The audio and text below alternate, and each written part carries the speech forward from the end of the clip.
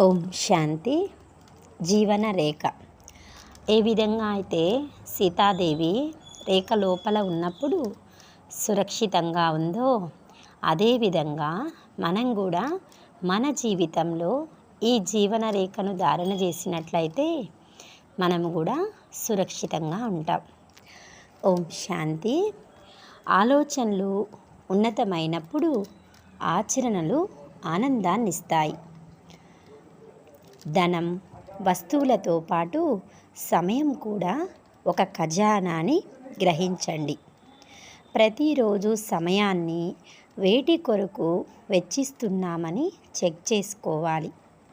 రోజులో ఎంత సమయం నా కొరకు నేను కేటాయిస్తున్నాను అని ఆలోచించాలి.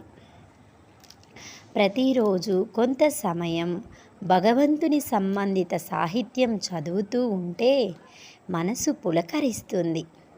చదివిన దానిని ఆచరిస్తే మనసులో మంచి మంచి ఆలోచనలు పుడతాయి. భగవంతుణ్ణి హృదయపూర్వకంగా స్మృతి చేసినప్పుడు ఆ మంచి ఆలోచనలు కార్యంలో ప్రవేశించి ఆనందాన్ని ఇస్తాయి. ఇది స్వయంగా సర్వశక్తి సాగరుడు, పతిత పావనుడు, ముక్తి జీవన్ముక్తి ప్రదాత, మార్గదర్శకుడైన శివ పరమాత్ముని యొక్క అద్భుతమైన యథార్థమైన జ్ఞాన మహావాక్యం. ఎవరైతే దీన్ని జీవితంలో ధారణ చేస్తారో వారి జీవితం శ్రేష్టంగా, ఉన్నతంగా, వజ్రతుల్యంగా తయారవుతుంది.